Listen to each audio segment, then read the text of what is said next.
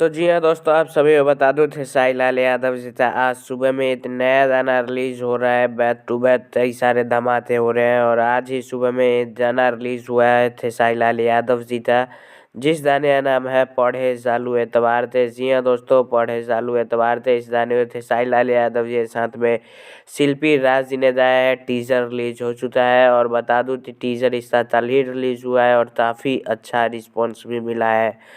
बता दूं आप लोगों तो अन्नपूर्णा फिल्म से काफ़ी दिनों बाद खेसारी लाल यादव जी का तो गाना आ रहा है।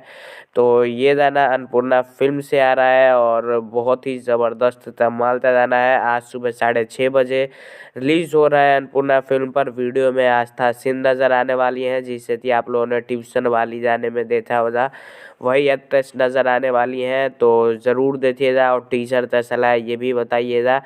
और बहुत ही अलग और धमाल का गाना होने वाला है, क्योंकि इसका टीजर काफ़ी शानदार लग रहा है। जी हाँ दोस्तों, तो ले जाइए और जाइए सुनिए और ढेर सारा प्यार दीजिए अगर गाना रिलीज के बाद।